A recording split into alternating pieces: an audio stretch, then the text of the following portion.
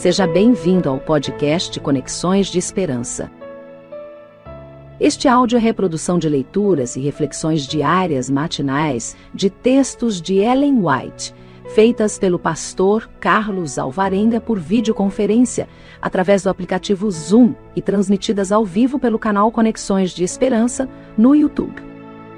Nosso desejo é que sua experiência com Deus seja enriquecida com o que você vai ouvir a seguir.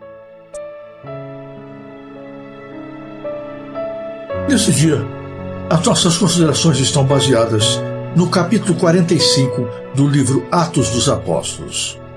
Nós lemos assim: ao apóstolo Paulo, cedo em sua experiência cristã, foram dadas especiais oportunidades de conhecer a vontade de Deus concernente aos seguidores de Jesus. Ele foi arrebatado até o terceiro céu, ao paraíso, e ouviu palavras inefáveis, de que ao homem não é lícito falar.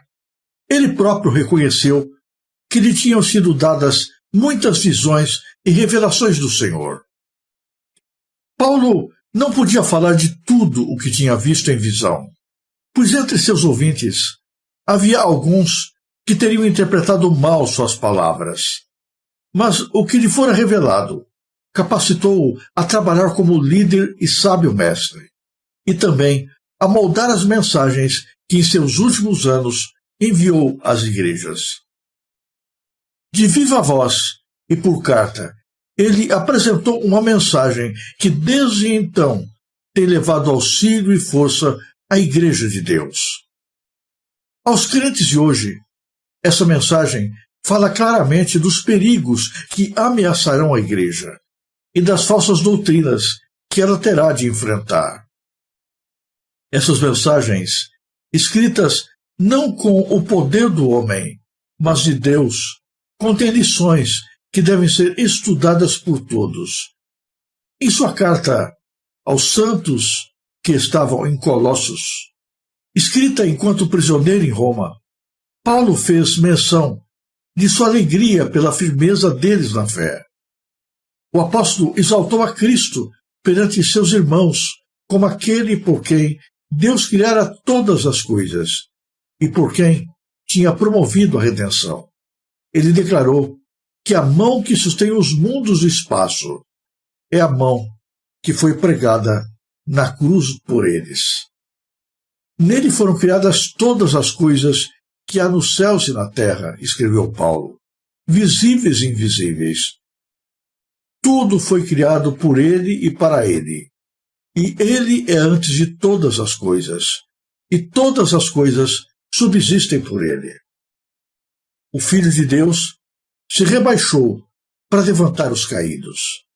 Para isso, deixou ele os mundos sem pecado, e veio à terra para ser ferido pelas nossas transgressões, e moído pelas nossas iniquidades. Ele representava o caráter de Deus. O Verbo se fez carne e habitou entre vós, cheio de graça e de verdade. Cercados pelas práticas e influências do paganismo, os crentes colossenses estavam em perigo de ser afastados da simplicidade do Evangelho. E Paulo, para adverti-los contra isso, apontou-lhes a Cristo como o único guia seguro.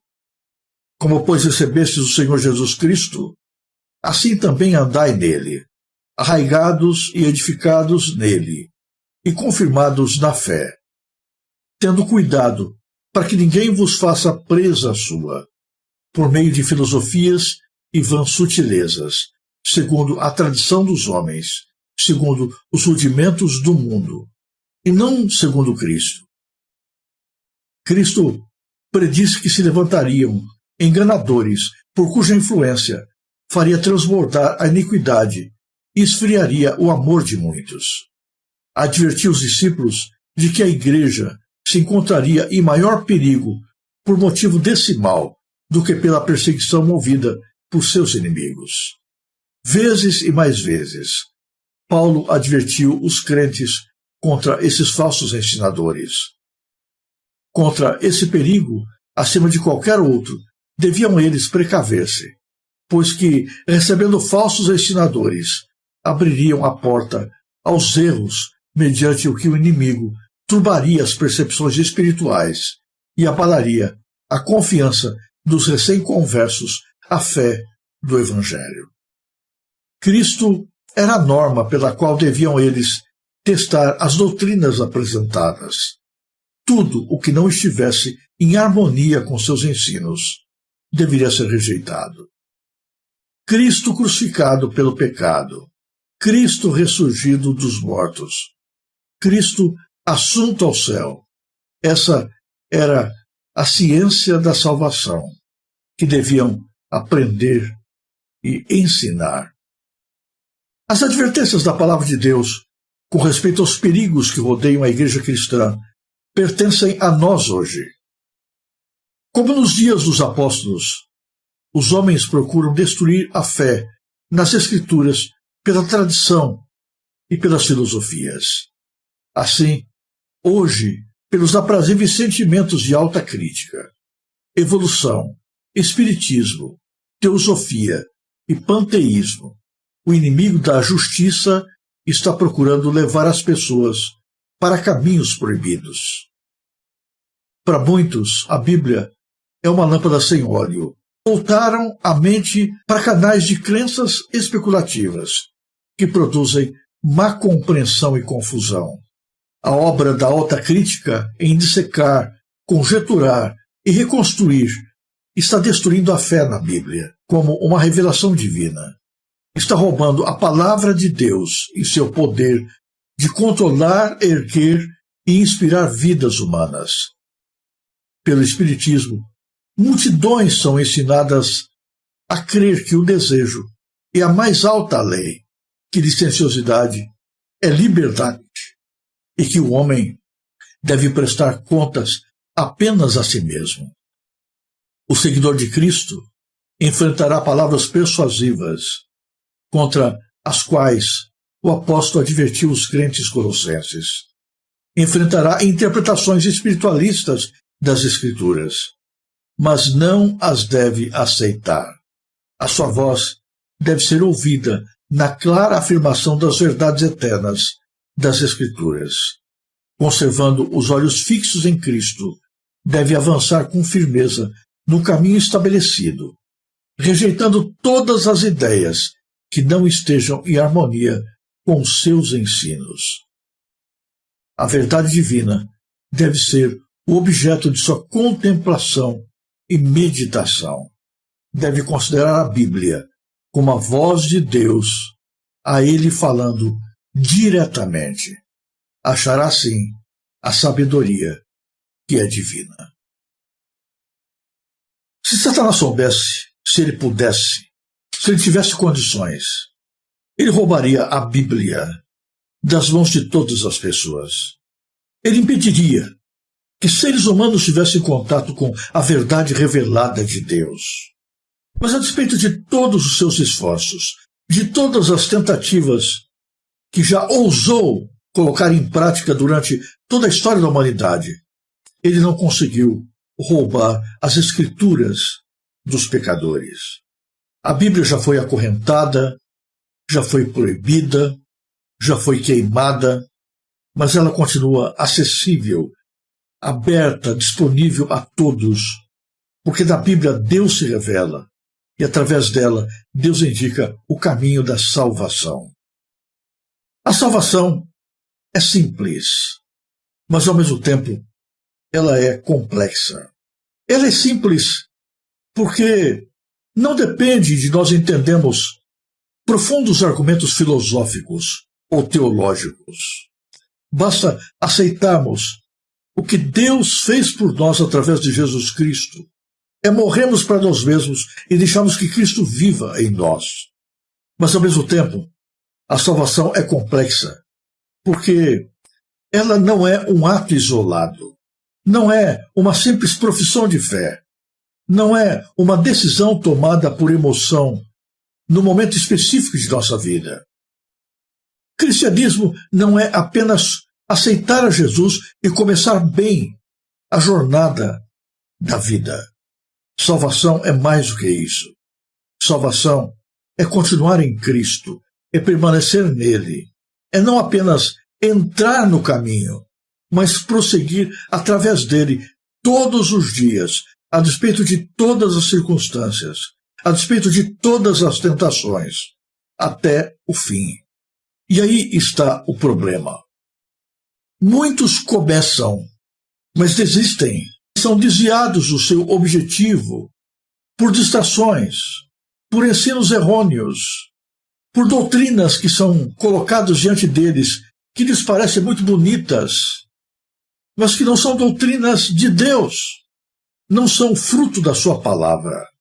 E dessa maneira, muitos que começam bem não permanecem, abandonam a jornada antes do final, não podendo impedir que os crentes tenham contato com a palavra de Deus.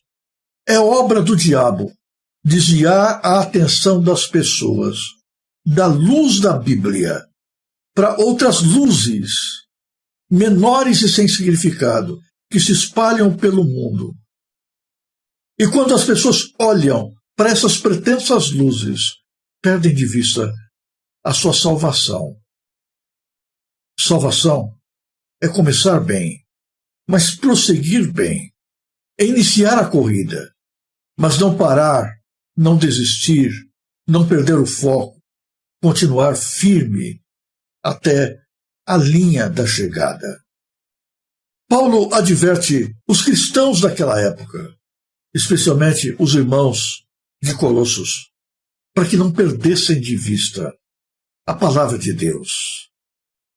Paulo adverte que surgiriam mesmo no meio da igreja pessoas que pretenderiam estar trazendo a luz de Deus, mas que não tinham luz em si mesmos, nem eram portadores da revelação do Senhor.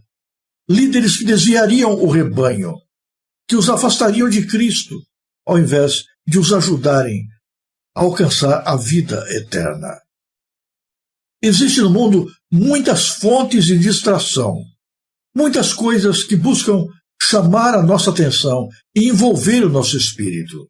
E isso ocorre mesmo dentro da igreja. Por isso, nós precisamos estar atentos. É possível eu estar dentro da igreja, mas perder de vista a palavra de Deus. Estar envolvido com outras coisas que não sejam as verdades fundamentais reveladas pelo Senhor através da sua palavra. Fixar os meus olhos em interpretações da Bíblia distorcidas, em pontos que parecem bonitos e importantes, mas não são fundamentais. Quantos dentro da igreja têm perdido a sua fé e têm gastado a sua vida defendendo questões que não são assuntos de salvação, gerando polêmica em torno de questões que não trazem vida, que não são necessariamente a revelação da vontade de Deus, são apenas discussões teóricas, filosóficas, da sabedoria humana, mas não da revelação divina. Mais do que nunca, nós precisamos hoje estar atentos à palavra de Deus, porque as filosofias erradas, as doutrinas distorcidas, as interpretações não bíblicas estão desviando muitas pessoas da vida eterna. Para muitas pessoas, a Bíblia já não diz mais aquilo que está escrito. A verdade já não é mais aquela que está revelada. A doutrina não é mais aquela que está escrita, mas é aquela que as tradições, os teólogos, os sábios, os eruditos, a alta crítica, interpretam como sendo a verdade. Eles pegam verdades da palavra de Deus, tiram do contexto e misturam tudo isso com argumentos humanos. Envolvem tudo isso no espiritismo, numa religiosidade sem sentido bíblico e sem vida. E através desse meio desviam as pessoas do céu. Então você vai encontrar multidões dentro da igreja, mas longe de Jesus, ocupadas com uma série de coisas que parecem espirituais, mas não são. Perderam de vista a prioridade a salvação, perderam de vista o caminho para o céu. Tem nome de que estão vivos, quando na verdade estão mortos espiritualmente. Como os líderes religiosos judaicos no tempo de Jesus e dos apóstolos, têm a Bíblia nas mãos, falam e respiram a Bíblia o dia todo, mas ao mesmo tempo que vivem com a Bíblia diante de si, não enxergam as verdades reveladas pelo Senhor através da sua palavra. Devemos, hoje mais do que nunca, cuidar para que nenhuma distração nos afaste do caminho da salvação. Você quer ir para o céu? Leia a Bíblia. Você quer conhecer a vontade de Deus e praticá-la? Leia a Bíblia. Você quer ter uma vida que agrade ao Senhor? Leia a Bíblia. Você quer ter o poder de Deus na sua vida? Leia a Bíblia. Coloque a Bíblia diante de si. Coloque a Bíblia nos púlpitos. Tire dos púlpitos toda a filosofia humana. Tire dos púlpitos toda a ciência da linguagem neurolinguística. Tire dos cultos todo ensinamento cult. Tire dos cultos toda a autoajuda e coloque a palavra de Deus. Gaste tempo com a Bíblia. Deixe que a Bíblia fale ao seu coração. Não desvie os seus ouvidos por nenhum argumento ou filosofia que não possa ser comprovado pela palavra de Deus. E só assim nós podemos estar seguros de não nos desviarmos da fé. Os perigos estão fora da igreja e estão também dentro da igreja. Os inimigos da igreja não são apenas aqueles que se levantam fora dela, mas são também, e especialmente, pessoas que se levantam dentro do seio da igreja, mas que não transmitem a verdadeira palavra de Deus, mas colocam argumentos humanos no lugar da palavra do Senhor. A advertência para nós do dia de hoje é: voltem para a Bíblia. Tirem a poeira da Bíblia. Leiam mais a Bíblia. Se apegue mais à Bíblia, especialmente nesse tempo que estamos tão próximos da volta de Jesus.